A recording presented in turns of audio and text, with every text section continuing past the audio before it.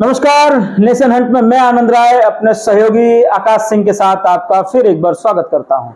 आज बात करेंगे दिल्ली में हो रही एनडीए गठबंधन की बैठक और बेंगलुरु में विपक्षी दलों की महाजुटान के ऊपर।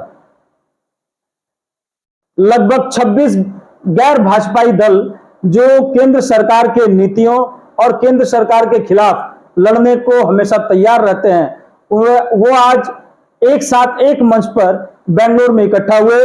वहीं दूसरी तरफ जो एनडीए के समर्थक पहले थे, किसी कारण से छूट गए थे, वे सभी एक बार फिर दिल्ली में एनडीए के गठबंधन के रूप में, एनडीए के घटक दलों के रूप में आज बैठक कर रहे हैं। आज इसी विषय पर चर्चा करने के लिए हम दोनों आपके बीच यहां उपस्थित हैं।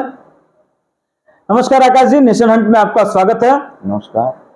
आपको क्या लगता है आकाश जी, एक तरफ विपक्षी पार्टियां अपनी एकता को दिखा रही हैं, जहां 26 पार्टियां एकजुट होकर बेंगलुरु में अपना रणनीति तैयार कर रही हैं कि किस तरीके से वे नरेंद्र मोदी के विजय रथ को रोक सकते हैं। वहीं दूसरी तरफ बीजेपी भी एनडीए का कुनबा लगातार बढ़ाने का प्रयास कर रही है और ताजा खबर के अनुसार 38 दल एनडीए के साथ, बीजेपी अलायंस के साथ आ चुके हैं। एक तरफ 26 और एक तरफ 38 दल। ये क्या आपको लगता है कि ये दल सिर्फ अपना शक्ति प्रदर्शन करना चाहते हैं या आगे देश हित के लिए काम करने का इनका कोई विचार भी है? देखिए, जैसा कि आपने बताया कि दिल्ली में एनडीए की बैठक चली और बेंगलुरु में विपक्ष की, तो एनडीए में जो दल शामिल हैं आज उनको देखिए, उनका नेतृत्व और उनका चेहरा एक क्लियर है कि उनके आगे मेन प्रधानमंत्री जी हैं, माननीय मोदी जी के नेतृत्व में वो चुनाव लड़ेंगे सारे एनडीए। और जो बेंगलुरु में बैठक चल रही है, आप उसमें देखिए कि जितने भी पार्टियों का गठबंधन उनके साथ हुआ है वो सारे भ्रष्टाचार से लिप्त हैं। और ये हम या आप नहीं बोल रहे हैं, ये अब जनता जो आज जो मीडिया जिस तरह से दिखाई, आज जनता के ऊपर जो जनता इसके ऊपर रिएक्ट कर रही है कि सारे भ्रष्टाचारी एक साथ एक ही मंच पर चले हैं। नहीं, ये तो आप बोल रहे हैं, आप प्रधानमंत्री बोल रहे हैं, पर उनका तो यही कहना है कि ईडी का उपयोग उनको फंसाने में और सीबीआई का उपयोग बीजेपी का स्ट्रेंथ बढ़ाने में किया जा रहा है। तो फिर अगर बीजेपी बोल रही है कि वो भ्रष्टाचारी हैं, तो इसका कोई प्रमाण तो है नहीं। अगर वो भ्रष्टाचारी होते तो उन्हें जेल में डाल देना चाहिए था। वो बाहर क्यों बैठे हुए हैं? अच्छा, क्यों प्रमाण नहीं है? ईडी जांच कर रही है, सीआईडी जांच कर रही है, सीबीआई जांच कर रही है। वो जांच किस माध्यम से कर रही है? अगर वो दोषी ना होते हैं तो फिर सीबीआई उनके पीछे क्यों जाती? क्या काम था उनका? जाना बात आपकी सही है, लेकिन अभी तक तो कोर्ट में प्रमाणित ये किया नहीं जा सका है। अगर कोर्ट में जब तक आप प्रमाणित नहीं करिएगा तब तक आप कैसे उन्हें दोषी बता सकते हैं? सिर्फ चुनावी मंच से आप उन्हें दोषी बता रहे हैं या और आके नरेंद्र मोदी जी अपने पब्लिक मीटिंग्स में करोड़ों के घोटाले की फिर वो याद दिला रहे हैं जो 2014 में किया करते थे। तो 2014 में आप जो कर रहे थे, आपको उसके लिए पब्लिक ने मौका दिया। फिर अब भी अगर वही चीज आप करिएगा तो फिर आप करना के दिखाना क्या चाहते हैं? किस घोटाले पे बोलने की कोर्ट साबित नहीं किया है? पश्चिम बंगाल के शिक्षक घोटाले पे कोर्ट ने सुनवाई नहीं की है। आप बताइए किसके बात पे बोल रहे हैं? कोयला घोटाले पर कोर्ट ने सुनवाई नहीं की है। सुनवाई हो रही है, अभी दोषी करार नहीं दिए गए हैं। दोषी किया जब उन कितने लोगों पर नौकरी का ऑप्शन लग चुका है कि उन लोग की नौकरी चली जाएगी। तो अब किस तरह का सपोर्ट चाहिए आपको? नहीं, मैंने तो प्रश्न आपसे जो पूछा कि ये जो दोनों दल, बीजेपी और गैर भाजपाई दल जो हैं, जो एक साथ अपना ताकत आज दिखा रहे हैं, पर इनके ताकत में कहीं यह नहीं दिखता कि ये फ्यूचर का एजेंडा पब्लिक के लिए क्या सेट करना चाहते हैं। पब्लिक, आज हम महंगी दाल खा रहे हैं, महंगे तेल खा रहे हैं, डीजल पेट्रोल का दाम, एलपीजी का दाम रोज बढ़ रहा है। इससे आम जनता को तो छुटकारा मिल नहीं रहा। इस विषय पर आप क्या कहना चाहते हैं? देखिए, अभी जिस तरह से आप पेंडेमिक सिचुएशन से गुजरे हैं, देख लीजिए 2018, 19, 20 3 साल ये कोरोना पीरियड रहा और 21 के एंडिंग तक तो देश ने, ये सारी दुनिया के लिए सबसे माने बहुत ही खराब व्यवस्था थी। बहुत डिफिकल्ट लोग सामना किए इस चीज का। तो इस तरह अपना अर्थव्यवस्था अब ऊपर आ रहा है धीरे धीरे। देखिए आपको भी नजर आ रहा है 8 महीना साल भर हुआ कि अपनी अर्थव्यवस्था सुधार को लेकर आगे बढ़ रहा है। 12% आदमी टैक्स पेयर और बाकी 88% को खिलाया जा रहा है। तो आज गवर्नमेंट कहाँ से देखेगी? तो महंगाई ऑटोमेटिक ही होगी, आप ही बताइए। बात सही है, महंगाई होगी, पर उस महंगाई को कम करने का कोई उपाय तो निकाला नहीं जा रहा, सिर्फ गठबंधन किया जा रहा है, अपना ताकत बढ़ाया जा रहा है। तो सिर्फ ताकत बढ़ाने से अगर महंगाई कम हो जाती, तो मुझे याद है कि लगभग 54-55 दलों का गठबंधन लेकर अटल बिहारी वाजपेयी सरकार चलाए थे। और आज जो दल हैं, अगर महंगाई गठबंधन से ही कम होती तो सारे दल एक साथ आ जाते, तो फिर ऐसा क्यों नहीं हो रहा है? देखिए दोनों अलग मुद्दा है, गठबंधन अलग मुद्दा है और महंगाई अलग मुद्दा है।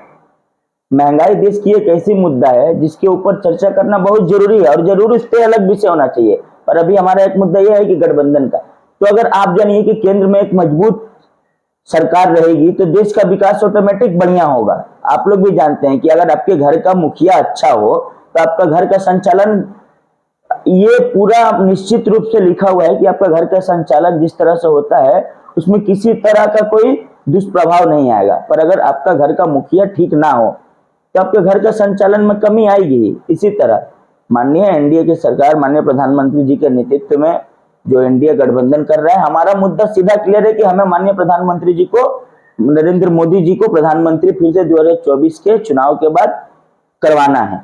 और इंडिया जो महागठबंधन की बैठक हुई, जिस तरह से आप बोल रहे हैं बेंगलुरु में, तो आप बताइए कि विपक्ष के पास चेहरा है प्रधानमंत्री का? किसको बनाएंगे? विपक्ष के पास तो कई चेहरे हैं। कौन है? ममता बनर्जी अपने राज्य में बहुत पॉपुलर हैं, अभी पंचायत के चुनाव में उन्होंने क्लीन स्वीप किया है। राहुल गांधी के नेतृत्व में भी कर्नाटक का चुनाव कांग्रेस जीत के आई है। शरद पवार बहुत ही वरिष्ठ नेता रहे हैं, लालू प्रसाद यादव जैसे नेता हैं, नीतीश कुमार जो इस गठबंधन को जोड़ने का प्रयास कर रहे हैं, ऐसे कई सारे नेता हैं जो नेतृत्व कर सकते हैं। ममता बनर्जी तो फिर आपको ऐसा क्यों लगता है कि सिर्फ नरेंद्र मोदी ही देश को चला सकते हैं, हमें नहीं चला सकते? हमें नहीं लगता, ये विपक्ष को लगता है, तो अपना नाम आगे रखकर करे ना। अगर मान लीजिए आप ममता बनर्जी को प्रधानमंत्री का उम्मीदवार बना दिए तो विपक्ष इसकी घोषणा कर दें कि माननीय मुख्यमंत्री ममता बनर्जी जी को हम लोग विपक्ष 2024 का प्रधानमंत्री उम्मीदवार बना रहे हैं, फिर चुनाव लड़े, दूध का दूध और पानी का पानी हो जाएगा। हाँ, ये पॉइंट आपका मैं जरूर इस पे सहमत हूं कि विपक्ष और अब सरकार पक्ष और विपक्ष में सबसे बड़ा मौलिक अंतर यही है कि इनके पास एक चेहरा है। ये अपने साफ नेतृत्व को सामने रखकर एनडीए की बैठक में जितने लोग आए हैं उनका सिर्फ यही कहना है कि प्रधानमंत्री के नेतृत्व में हम आगे चुनाव लड़ेंगे। परंतु जो विपक्ष में जो लोग आ रहे हैं उनमें अभी तक चेहरा साफ नहीं है, उनका एजेंडा अभी तक क्लियर नहीं है। बताइए आकाश जी, अभी मैंने सुना प्रेस कॉन्फ्रेंस में कांग्रेस के अध्यक्ष ने, खड़गे जी ने यह कहा कि कांग्रेस सत्ता पाने और ताकत पाने के लिए चुनाव नहीं लड़ना चाहती। अगर मुझे जहां तक जानकारी है, अगर सत्ता और ताकत पाने के लिए अगर कांग्रेस चुनाव नहीं लड़ना चाहती तो फिर इस लोकतंत्र के महापर्व में मुझे तो नहीं लगता कांग्रेस का कोई स्थान होता है। तो फिर वो चुनाव लड़ना किस विषय पे चाह रही है? अब तो ये जिसने बयान दिया आप उसी से पूछिए कि अगर माननीय कांग्रेस के अध्यक्ष जी बोल रहे हैं कि कांग्रेस सत्ता के लिए नहीं करना चाह रही तो फिर आप चुनाव मत लड़िए। खैर आकाश जी, मैंने देखा जो 38 दल एनडीए के साथ और 26 दल जो विपक्षी एकता जिसका इंडिया नाम दिया गया है, इसमें बहुत सारे दोनों धड़ों में बहुत सारे ऐसे दल हैं जिनका लोकसभा हो या राज्यसभा में कोई अस्तित्व नहीं है, वो जीरो पे है। परंतु क्या सिर्फ शक्ति प्रदर्शन के लिए ऐसा किया जा रहा है या फिर उनकी रणनीति यह है कि वो छोटे दल अपने अपने राज्यों में कुछ उनका जनाधार है तो शायद उनसे उनको कोई लाभ मिले? क्या आपको लगता है कि ऐसा कुछ इन दोनों खेमों में ऐसा चल रहा है कि इन छोटे दलों को लेके भी अपना ताकत हम बढ़ाया जा सकता है? देखिए, मैं आपको स्पष्ट रूप से एक बात कह देना चाहता हूं कि लोकसभा का जो चुनाव है वो सिर्फ एक चेहरे पर हो रहा है और वो चेहरा है माननीय प्रधानमंत्री नरेंद्र जी मोदी का। ठीक है, जिसकी लोकसभा में आरजेडी की एक भी सीटें नहीं है, वो अपना काम कर रही है, कोई दिक्कत नहीं है। पर आप एक चीज सीधा खोल के चले जाइए कि देश की जनता माननीय प्रधानमंत्री जी को ही चुनेगी और 2024 में फिर से मोदी जी चुनकर आएंगे और भारत में प्रधानमंत्री की शपथ लेंगे। ये विपक्षों का गठबंधन से, बैठक से एनडीए पर कोई असर नहीं पड़ने वाला है, क्योंकि देश की जनता जागरूक है और देश की जनता ये देख रही है कि आज हमारा भारत देश किस स्तर पर विकास कर रहा है। आज हमारे देश का डंका विदेशों में किस तरह से बज रहा है। आज हमारे देश की इतनी बड़ी जो आप पेंडेमिक स्थिति बोल रहे थे, हमारा देश सर्वोच्च 1 नंबर पर सबसे बड़ा लड़ने वाला देश बनकर उभरा। तो अब आप बताइए, इतनी मजबूत सरकार क्या आपको लगता है कि पिछले 60 सालों की सरकार में आपने कहीं देखी है? चलिए आकाश जी, ये तो आपका विचार है, आगे जनता जनार्दन मालिक है। 2024 में जनता को फिर मौका मिलेगा अपने विचार को रखने का।